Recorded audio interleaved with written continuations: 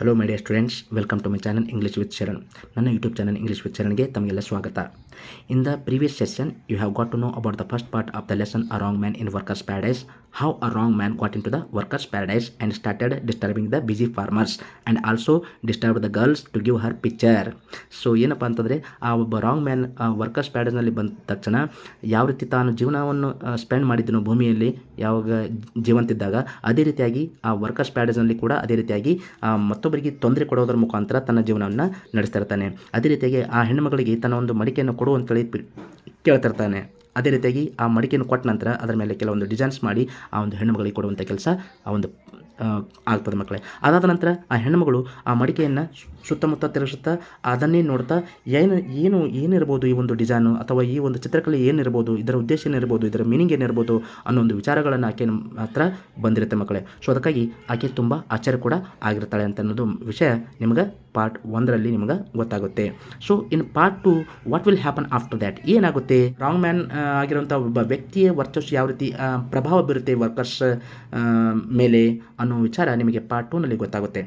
So without making delay, let's get started. Brows drawn, she asked, what do they mean? All those lines and colors, what is their purpose? ತನ್ನ ಹುಬ್ಬೇರಿಸೋದ್ರ ಮುಖಾಂತರ ಆಕೆ ಕೇಳ್ತಾಳೆ, what do they ಮೀನ್, ಏನು ಅರ್ಥ ಕೊಡ್ತದೆ ಅವೆಲ್ಲ lines ಇರ್ಬೋದು ಅಥವಾ ಕಲರ್ ಇರ್ಬೋದು, ಅದರ ಉದ್ದೇಶ ಏನು ಅಂತೇಳಿ ಕೇಳ್ತಾಳೆ. ದ ಮ್ಯಾನ್ ಲಾಫ್ಡ್, ಆತ ರಾಂಗ್ ಮ್ಯಾನ್ ಏನಪ್ಪ ಅಂದರೆ ನಗ್ತಾನೆ. ನಥಿಂಗ್, ಏನೂ ಇಲ್ಲ ಅಂತ ಹೇಳ್ತಾನೆ. A picture may have no meaning and serve no purpose. ಯಾವುದೇ ಒಂದು ಚಿತ್ರಕಲೆ ಅದರ ಯಾವುದೇ ಒಂದು ಅರ್ಥ ಇರೋದಿಲ್ಲ ಅಥವಾ ಮೀನಿಂಗ್ ಅಥವಾ ಉದ್ದೇಶ ಕೂಡ ಅದು ಸರ್ವ್ ಮಾಡೋದಿಲ್ಲ ಅಂತೇಳಿ ಹೇಳುವಂಥ ಮಾತು ಹೇಳ್ತಾನೆ. ಸೊ 27th ಪ್ಯಾರಾಗ್ರಾಫ್ ಏನಾಗುತ್ತೆ, the girl vent away with her picture at home. Away from prying eyes, she held it in the light, turned it round and scanned the painting from all angles. So the girl went away without saying a word because she did not get any appropriate answer from the wrong man. So wrong man ಯಾವ ರೀತಿ ಸೂಕ್ತವಾದಂಥ ಉತ್ತರ ಕೊಡೋದಿಲ್ಲ. ಅದಕ್ಕಾಗಿ ಏನಪ್ಪ ಅಂತಾರೆ, ಆಕೆ ತನ್ನ ಮನೆಗೆ ಹಿಂತಿರುಗುತ್ತಾಳೆ. ಸೊ ಮನೆಗೆ ಹೋದ ನಂತರ ಆ ಒಂದು ಪ್ರೈಯಿಂಗ್ ಐಸ್ ಅಂತಂದರೆ ತುಂಬ ಕ್ಯೂರಿಯಸ್ ಐಸ್, ತುಂಬ ಉತ್ಸುಕತೆಯ ಕಣ್ಣುಗಳಿಂದ ಏನಪ್ಪ ಅಂತಂದರೆ ಆ ದೀಪದಲ್ಲಿ ಹಿಡಿದುಕೊಂಡು ಅದರ ಮಡಿಕೆಯನ್ನು ತಿರುಗಿಸ್ತಾ ಪ್ರತಿಯೊಂದನ್ನು ಸೂಕ್ಷ್ಮವಾಗಿ ವೀಕ್ಷಿಸುವಂಥ ಕೆಲಸ ಆ ಒಂದು ಹೆಣ್ಣುಮಗಳದ್ದು ಆಗಿರುತ್ತದೆ ಮಕ್ಕಳೇ. So next what happens? At night she moved out of bed, lighted a lamp and scanned it again in silence. ಮತ್ತೆ ಮಧ್ಯರಾತ್ರಿ ಇರ್ತಾಳೆ, ಎದ್ದ ನಂತರ ಆ ಒಂದು ಬೆಡ್ನಿಂದ ಎದ್ಕೊಂಡು ಲೈಟನ್ನು ಹಾಕ್ತಾಳೆ, ದೀಪವನ್ನು ಹಾಕ್ತಾಳೆ. ಹಾಕಿದ ನಂತರ ಮತ್ತೆ ತುಂಬ ಸೂಕ್ಷ್ಮತೆಯಿಂದ ಒಂದು ವೀಕ್ಷಣೆ ಮಾಡುವಂಥ ಕೆಲಸ ಆಗ್ತದೆ. So for the first times in her life she had seen something that had no meaning and no purpose at all. So ತನ್ನ ಜೀವನದಲ್ಲಿ ಪ್ರಥಮ ಬಾರಿಗೆ ಆಕೆ ಗೊತ್ತಾಗಿದ್ದು ಏನಪ್ಪ ಅಂತಂದರೆ, ಯಾವುದೊಂದು ಕೆಲಸ ಯಾವುದೇ ಒಂದು ಅರ್ಥ ಇಲ್ಲ ಅಥವಾ ಉದ್ದೇಶ ಕೂಡ ಇಲ್ಲ ಅನ್ನೋ ಒಂದು ಸತ್ಯ ಆಕೆಗೆ ಗೊತ್ತಾಗುತ್ತೆ. ಯಾಕಂದರೆ ಮಕ್ಕಳೇ, in paradise all the people are very busy. All the workers are very busy. They do not want to spend times in taking rest. So ಅಂಥದ್ರಲ್ಲಿ ಈ ಒಂದು ಕೆಲಸ ಮಾಡುತ್ತಾನೆ ರಾಂಗ್ ಮನುಷ್ಯ, ತುಂಬ ಆಶ್ಚರ್ಯ ಆಗ್ತದೆ ಯಾರಿಗೆ, ಈ ಹೆಣ್ಣುಮಗಳಿಗೆ ಅಂತೇಳಿ ಗೊತ್ತಾಗುತ್ತೆ. So coming to the 28th paragraph. When she set out for the torrent next day, her hurrying feet were a little less hurried than before, for a new sense seemed to have awakened in her, a sense that seemed to have no meaning and no purpose at all. So when she set out means she started going out for the torrent next day. So ಮಾರನೇ ದಿನ ಏನಪ್ಪ ಅಂದರೆ ಎದ್ದ ನಂತರ ನೀರು ತರಲಿಕ್ಕೆ ಮತ್ತೆ ನದಿ ಕಡೆ ಹೋಗ್ತಾಳೆ. her hurrying feet were a little less hurried than before. So usually she used to walk so fast towards the torrent, but now her hurrying feet, it means that her busy feet becomes less hurried.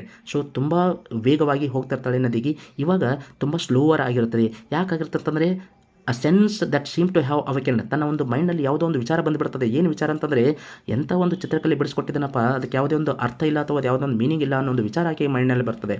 So usually my dear students, this can be happen with anyone else. You just take an example of if you are doing something work and thinking somewhere else. ಯಾವುದೋ ಒಂದು ಕೆಲಸ ಮಾಡ್ತಾ ಇರ್ತೀರಿ ಅಥವಾ ಮೈಂಡ್ನಲ್ಲಿ ಫಿಸಿಕಲಾಗಿ ಕೆಲಸ ಮಾಡ್ತಿರುವಾಗ ಮೈಂಡ್ನಲ್ಲಿ ಏನೋ ಒಂದು ಕೆಲಸ ಮಾಡ್ತಾ ಇರ್ತೀರಿ, ಅಂಥ ಟೈಮ್ನಲ್ಲಿ ನಿಮ್ಮ ಫಿಸಿಕಲಿ ವರ್ಕ್ ಸ್ಲೋವರ್ ಆಗಿಬಿಡುತ್ತೆ. Same thing happen with this girl. So 29th paragraph.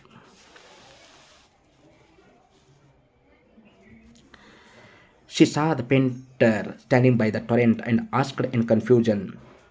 ಮತ್ತೆ ಆಕೆ ಹೆಣ್ಣುಮಗಳು ಆ ಒಬ್ಬ ರಾಂಗ್ ಮ್ಯಾನ್ ಆ ನದಿಯ ಪಕ್ಕದಲ್ಲಿ ನಿಂತ್ಕೊಂಡಿರೋದು ನೋಡ್ತಾಳೆ. ಮತ್ತೆ ಕೇಳ್ತಾಳೆ, what you want of me, ಮತ್ತೇನು ಬೇಕಪ್ಪ ನಿನಗೆ ಅಂತ ಕೇಳ್ತಾಳೆ. Only some more work from your hands, ನಿಮ್ಮ ಕಡೆಯಿಂದ ಇನ್ನೂ ಸ್ವಲ್ಪ ಕೆಲಸ ಬೇಕಾಗಿದೆ ಅಂತೇಳಿ ರಾಂಗ್ ಮ್ಯಾನ್ ಹೇಳ್ತಾನೆ. What kind of work would you like, ಏನು ಕೆಲಸ ಬೇಕಪ್ಪ ನಿನಗೆ ಅಂತ ಕೇಳ್ತಾಳೆ. Let me make colour ribbon for your hair he answered, ಆತ ಉತ್ತರ ಕೊಡ್ತಾನೆ, ನಿಮ್ಮ ಒಂದು ಕೂದಲಿಗೆ ಏನಪ್ಪ ಅಂದ್ರೆ ಕಲರ್ಡ್ ಆಗಿರುವಂಥ ಅಂದರೆ ತುಂಬ ಬಣ್ಣ ಬಣ್ಣದ ರಿಬ್ಬನ್ಗಳನ್ನು ಮಾಡಬೇಕು ಅಂತೇಳಿ ಅಂದ್ಕೊಂಡಿದ್ದೀನಿ ಅಂತೇಳಿ ಹೇಳ್ತಾನೆ. ಆ್ಯಂಡ್ ಫಾರ್ ವಾಟ್, ಮತ್ತೆ ಅದರ ಸಲಕ ಅಂತ ಕೇಳ್ತಾಳೆ. ಏನಿಲ್ಲ ಅಂತೇಳಿ ಹೇಳ್ಬಿಡ್ತಾನೆ, ನಥಿಂಗ್ ಅಂತ. ಸೊ 36 ಪ್ಯಾರಾಗ್ರಾಫ್ನಲ್ಲಿ ribbons were made bright with colours, the busy girl of the workers paradise how had now to spend a lot of times in every day tying the colored ribbon around her hair. The minutes slipped by unutilized. Much work was left unfinished. So Madey student, ಈ ಒಂದು paragraph ನಿಮ್ಗೆ ಗೊತ್ತಾಗುತ್ತೆ. The ribbons var maids ಅಂದರೆ ಬಣ್ಣ ಬಣ್ಣದ ರಿಬ್ಬನ್ಗಳ ready ಆಗಿರ್ತವೆ. So ಆತ ಏನಪ್ಪ ರಾಂಗ್ ಮ್ಯಾನ್ ತುಂಬ ವಿವಿಧ ಕಲರ್ಗಳಿಂದ ಬೇರೆ ಬೇರೆ ಕಲರ್ಗಳಿಂದ ರಿಬ್ಬನ್ ರೆಡಿ ಮಾಡಿ ಆ ಒಂದು ಹೆಣ್ಮಗಳಿಗೆ ಕೊಟ್ಟಿರ್ತಾನೆ. ದ ಬಿಜಿ ಗರ್ಲ್ ಅಂದರೆ ತುಂಬ ಬಿಜಿ ಆಗಿರೋಂಥ ಹೆಣ್ಮಗಳು ಏನು ಮಾಡ್ತಾಳೆ ಅಂತಂದರೆ, ನಾವು ಶಿ ಹ್ಯಾಡ್ ಟು ಸ್ಪೆಂಡ್ ಅಂದರೆ ತುಂಬ ಸಮಯ ಏನಪ್ಪ ಅಂದ್ರೆ ಆಕೆ ಯಾವುದರಲ್ಲಿ ಕಳೀತಾಳೆ ಅಂತಂದರೆ ಆ ಕಲರ್ ರಿಬ್ಬನ್ ತನ್ನ ಕೂದಲಿಗೆ ಕಟ್ಟೋದ್ರ ಮುಖಾಂತರ ತುಂಬ ಒಂದು ಸಮಯನ ಆಕೆ ಕಳೀತಾಳೆ. ಅದರಿಂದ ಏನಾಗುತ್ತೆ ಅಂತಂದರೆ ಆಕೆಯ ಒಂದು ತುಂಬ ಅತ್ಯಮೂಲ್ಯವಾದಂಥ ಕೆಲಸ ಏನಪ್ಪ ಅಂದ್ರೆ ಯಾವುದೇ ಥರ ಆ ಕೆಲಸ ಆಗದೆ ಉಳ್ಕೊಂಡು ಬಿಡ್ತಾವೆ, ಅಂದರೆ ಪೆಂಡಿಂಗ್ ಆಗಿ ಉಳ್ಕೊಂಡು ಬಿಡ್ತವೆ ಅಂತಂದಂಗೆ. 37th paragraph. In workers paradise work had of late began to suffer. Many persons who had been active before were now idle, wasting their precious times on useless things such as painting and sculpture. So my dear students, the impression of the personality of the wrong man not only fell upon the busy girl but also on the workers of the paradise. So what happened to the workers now? You will get. The workers work had of late. They started doing their duty late and they started suffering a lot because many workers who had been very active before but now they have become very idle and they were wasting their lot of times in useless things instead of doing some useful work as earlier, and they started doing some kind of unuseful work like painting and sculpture, and it is the impression of course of the wrong man. So ತನ್ನ wrong man ಯಾವ ರೀತಿ ವರ್ಚಸ್ಸು ಪ್ರಭಾವ ಬೀರುತ್ತೆ ಅಂತ ಅನ್ನೋದು ಈ ಒಂದು ವಿಷಯದಿಂದ ನಿಮಗೆ ಗೊತ್ತಾಗುತ್ತೆ ಮಕ್ಕಳೇ. The elders become anxious. A meeting was called. All agreed that such state of affairs had so far been unknown in the history of the workers paradise. The elders, the seniors become very anxious. They started thinking a lot about the workers who had been active before but now they become idle. So what might be the reason behind their laziness? They wanted to know. They called a meetings and they started conducting meetings with all the workers, and all the workers gathered in one place and agreed themselves that such state of affairs, such situations has occurred in the history of the workers paradise for the first times. ಅಂದರೆ ಇಂಥದೊಂದು situation ಇಂಥದೊಂದು ಸ್ಥಿತಿ ನಿರ್ಮಾಣ ಆಗಿದ್ದು ಆ ಒಂದು workers paradise ಅಂದರೆ ಪ್ಯಾರಡೈಸ್ನಲ್ಲಿ ಒಂದು ಇತಿಹಾಸದಲ್ಲಿ ಇಂಥ ಒಂದು ಸ್ಥಿತಿ ನಿರ್ಮಾಣ ಆಗಿದ್ದು ಇದು ಮೊದಲ ಬಾರಿ ಅನ್ನೊಂದು ಮಾತನ್ನು ಹೇಳುವಂಥ ಕೆಲಸ ಆಗುತ್ತೆ ಮಕ್ಕಳೇ. ಸೊ ಏನಾಗುತ್ತೆ ಅಂತಂದರೆ ಆ ಒಂದು ಸಮಯದಲ್ಲಿ ಅವರು ಡಿಸ್ಕಸ್ ಮಾಡ್ತಿರುವಾಗ ಏನಾಗುತ್ತೆ ಅಂತಂದರೆ the 39th paragraph. The aerial messenger hurried in board before the elders and made confession. So ಇಮಿಡಿಯೇಟಾಗಿ ಏರಿಯಲ್ ಮೆಸೇಜರ್ ಬಂದುಬಿಡ್ತಾನೆ. ಯಾಕಂತಂದರೆ ಅವನಿಗೆ ಗೊತ್ತಾಗುತ್ತೆ ಮೀಟಿಂಗ್ ಕರೆದಿದ್ದಾರೆ ಅಂತಂದರೆ ಅಲ್ಲಿ ಏನೋ ಡಿಸ್ಕಸ್ ಆಗುತ್ತೆ. ಯಾಕಂತಂದರೆ ಆ ಒಂದು ರಾಂಗ್ ಮ್ಯಾನ್ ಏನಪ್ಪ ಅಂತಂದರೆ ಅವನ ವರ್ಚಸ್ಸು ಎಲ್ಲರ ಮೇಲೆ ಪ್ರಭಾವ ಬೀರಿದೆ. ಸೊ ಎಲ್ಲ ಕೆಲಸ ಏನಪ್ಪ ನಿಂತೋಗಿದೆ. ಸೊ ಇದಕ್ಕಾಗಿ ಅವರು ತುಂಬ ಚಿಂತೆ ಮಾಡ್ತಾ ಇರ್ತಾರೆ ಅನ್ನೋ ಒಂದು ಉದ್ದೇಶ ಗೊತ್ತಾಗಿ ಏನಪ್ಪ ಅಂದರೆ ಆ ಏರಿಯಲ್ ಮೆಸೇಂಜರ್ ಆ ಒಂದು ಮೀಟಿಂಗ್ನಲ್ಲಿ ಬಂದುಬಿಡ್ತಾನೆ. So bowed before the elders ಅಂದರೆ ಅವರಿಗೆ ನಮಸ್ಕಾರ ಮಾಡ್ತಾನೆ, ಮಾಡಿ ಏನಪ್ಪ ತನ್ನ ತಪ್ಪನ್ನು ಒಪ್ಕೊಳ್ತಾನೆ. He made confession means an act of admitting doing something wrong. ತನ್ನ ಕೆಲಸವನ್ನು ತಪ್ಪು ಮಾಡಿರುವಂಥ ಕೆಲಸವನ್ನು ಒಪ್ಪಿಕೊಳ್ಳುವಂಥದಕ್ಕೆ ಕನ್ಫೆಷನ್ ಅಂತ ಕರೀತಾರೆ ಮಕ್ಕಳೇ. ಸೊ ಏನಾಗುತ್ತೆ, I brought a wrong man into the paradise and he said it is all because of him. So aerial messenger ಹೇಳ್ತಾನೆ, ನಾನೇ ಏನಪ್ಪ ಅಂತಾರೆ ವರ್ಕರ್ಸ್ ಪ್ಯಾರಡೈಸ್ನಲ್ಲಿ ಈ ರಾಂಗ್ ಮ್ಯಾನನ್ನು ತಂದುಬಿಟ್ಟಿದ್ದು. ಸೊ ಇವನಿಂದ ಎಲ್ಲ ಏನಪ್ಪ ಅಂತಾರೆ ಇದೆಲ್ಲ ಸ್ಥಿತಿ ನಿರ್ಮಾಣ ಆಗಿದ್ದು ಅಂತ ಕೂಡ ಹೇಳ್ತಾನೆ. ಸೊ ನೆಕ್ಸ್ಟ್ ಏನಾಗುತ್ತೆ ಅಂತ ನೋಡ್ಕೊಳ್ಳಿ. 41th. The man was summoned. As he came, the elders saw his fantastic dress, his quaint brushes, his paints, and they knew at once that he was not the right sort for workers' paradise. The man was summoned. Summoned means asked someone to come. ಅವನಿಗೆ ಬರಲು ಹೇಳ್ತಾರೆ. ಆ wrong man ಯಾರಪ್ಪ, ಅವನಿಗೆ ಕರೀರಿ ಅಂತೇಳಿ ಒಂದು ಆಜ್ಞೆನ ಹೊರಡ್ತಾರೆ. So as ಈ ಕೇಮ್, ಸೊ ಯಾವ ತಕ್ಷಣ ಆತ ಆ ರಾಂಗ್ ಮ್ಯಾನ್ ಬಂದ ತಕ್ಷಣ the elders saw him his fantastic dress. So seniors ಅಂದರೆ ಹಿರಿಯರು ಎಲ್ಲರೂ ಏನಪ್ಪ ಅಂದ್ರೆ ಆ ಸಭೆಯಲ್ಲಿ ನೋಡ್ತಾರೆ, ಏನಪ್ಪ ಈ ಒಂದು ವಿಚಿತ್ರವಾದ ಡ್ರೆಸ್ ಅದಲ್ಲ ಅಂತೇಳಿ ಅಂದ್ಕೋತಾರೆ. ಹಿಸ್ ಕ್ವೇಂಟ್ ಬ್ರಷಸ್, ತಮ್ಮ ಫ್ಯಾನ್ಸಿಫುಲ್ ಆಗಿರುವಂಥ ಬ್ರಷ್ ನೋಡ್ತಾರೆ. ಹಿಸ್ ಪೇಂಟ್ಸ್, ತನ್ನ ಒಂದು ಕಲರ್ ಬಾಕ್ಸ್ ಡಬ್ಬಿಗಳು ಏನೇ ಇರ್ತಾವಲ್ಲ ಕಲರ್ ಬಾಕ್ಸ್ಗಳು ಅವೆಲ್ಲ ನೋಡ್ತಾರೆ. And they new at once. So ಇಮಿಡಿಯೇಟಾಗಿ ಅವ್ರಿಗೆ ತಕ್ಷಣ ಅವ್ರಿಗೆ ಏನಪ್ಪ ಅಂದ್ರೆ ಗೊತ್ತಾಗುತ್ತೆ he was not the suitable person for the workers paradise. So ಈತ ಒಬ್ಬ ಸೂಕ್ತವಾದ ವ್ಯಕ್ತಿ ಅಲ್ಲ ಅನ್ನೋ ಒಂದು ತೀರ್ಮಾನಕ್ಕೆ ಬಂದುಬಿಡ್ತಾರೆ ಮಕ್ಕಳೇ. So 42 paragraph. Stiffly the president said. So ಅಧ್ಯಕ್ಷರು ಯಾರಾಗಿರ್ತಾರೆ ಮೀಟಿಂಗ್ದು, ಆ ಸಭೆ ಅಧ್ಯಕ್ಷರು ಯಾರಾಗಿರ್ತಾರೆ ಅವರು ನೇರವಾಗಿ, ಸ್ಟಿಫ್ಲಿ ಮೀನ್ಸ್ ಸ್ಟ್ರೇಟ್, ನೇರವಾಗಿ ಹೇಳ್ತಾರೆ. ಅಂದರೆ ಒಂದು ಔಪಚಾರಿಕದಿಂದ ಹೇಳ್ತಾರೆ, ಇನ್ ಅ ಫಾರ್ಮಲ್ ವೇ, ಔಪಚಾರಿಕದಿಂದ ನೇರವಾಗಿ ನಿಷ್ಠುರವಾಗಿ ಹೇಳ್ತಾರೆ. This is no place for the like of you, you must leave. So ನೋಡಪ್ಪ, ಈ ಒಂದು ಜಾಗ, ಈ ಒಂದು ಸ್ಥಳ ನಿನಗೆ ಸೂಕ್ತವಾದದ್ದಲ್ಲ, ನೀನು ಇಲ್ಲಿಂದ ಹೊರಡಲೇಬೇಕು ಅನ್ನೋ ಆಜ್ಞೆಯನ್ನು ಹೊರಡ್ತಾರೆ. 43 paragraph. The man sighed, the wrong man sighed, he let out long a deep breath. So ತುಂಬ ನಿಟ್ಟುಸಿರು ಬಿಡ್ತಾನೆ. So he gathered his brushes and paints and as he was about to go. ಏನೋ ಒಂದು ಹೋಗುತ್ತಿರ್ತಾನೆ. ಅಂಥ ಟೈಮ್ನಲ್ಲಿ ಏನಾಗುತ್ತೆ ಅಂತಂದರೆ, the girl of the silent torrent came up and tripping and cried, wait a moment, I shall come with you. So ಸಡನ್ಲಾಗಿ with lot of surprise that the girl of the silent torrent came up and tripping means she started following the path of the wrong man. ಆ ಒಬ್ಬ wrong mans ಯಾವ ರೀತಿ ನಡ್ಕೊಂಡು ಹೋಗ್ತಿರ್ತಾನೋ ಅವನ ಒಂದು ಹೆಜ್ಜೆಯನ್ನೇ ಹಿಂಬಾಲಿಸ್ತಾಳೆ. ಮತ್ತು cried means ಏನೋ ಶಿ ಶಾರ್ಟೆಡ್, ಏನು ಜೋರಾಗಿ ಚೀರ್ತಾಳೆ. ಈ ವೇಟ್ ಎ ಮೂಮೆಂಟ್, ಸ್ವಲ್ಪ ನಿಂತ್ಕೋ ಅಂತೇಳಿ ಹೇಳ್ತಾಳೆ. ಐ ಶಾಲ್ ಕಮ್ ವಿತ್, ನಾನು ನಿನ್ನ ಜೊತೆ ಬರ್ತಾ ಇದ್ದೀನಿ ಅಂತೇಳಿ ಹೇಳುವಂಥ ಮಾತು ಹೇಳ್ತಾಳೆ. ಸೊ ಆ ಟೈಮ್ನಲ್ಲಿ ಏನಾಗುತ್ತೆ ಅಂತಂದರೆ 44th paragraph. The elders gasped in surprise. ಅವರು ಸಡನ್ನಾಗಿ ತನ್ನ ಒಂದು ಉಸಿರನ್ನು ಹಿಡ್ಕೊಳ್ತಾರೆ. ಆಶ್ಚರ್ಯ ಆಗ್ತದೆ ಅವರಿಗೆ, ಏನಪ್ಪ ಇದು, never before had A thing like this happen in workers paradise. ಈ ವರ್ಕರ್ಸ್ ಪ್ಯಾರಡೈಸ್ನಲ್ಲಿ ಇಂಥ ಒಂದು ಸ್ಥಿತಿ ನಿರ್ಮಾಣ ಆಗಿದ್ದು ಮೊದಲ ಬಾರಿಗೆ. ಇಂಥದ್ದು ನಾವು ಅಂದ್ಕೊಂಡಿರಲಿಲ್ಲ. ಏನು a thing that had no meaning and no purpose at all. So ಆ ಒಂದು ಏನೂ ಉದ್ದೇಶ ಇಲ್ಲ, ಒಂದು ಅಥವಾ ಮೀನಿಂಗ್ ಕೂಡ ಇಲ್ಲ, ಒಂದು ಅರ್ಥ ಕೂಡ ಇಲ್ಲ.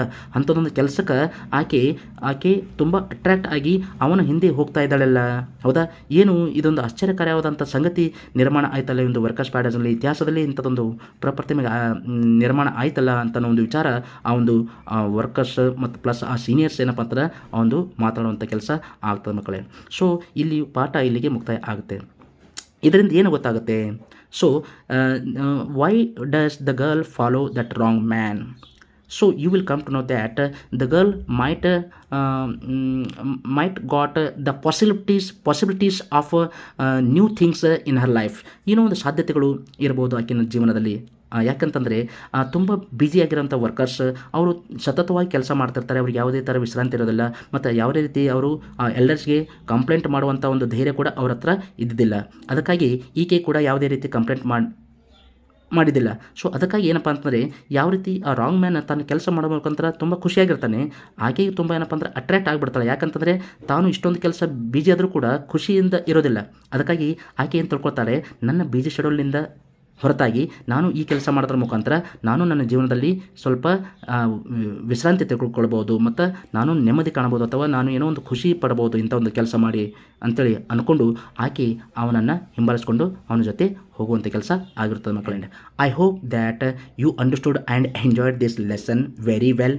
ಮೈ dear students, if you have any suggestion or queries, you please don't forget to drop in the comment box below.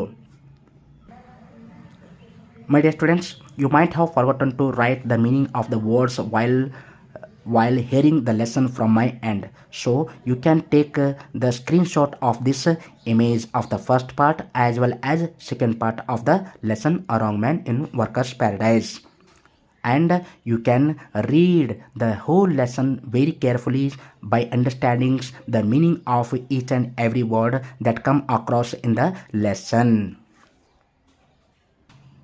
So I will meet you in the next chapters. Until then, take care of yourself. See you soon.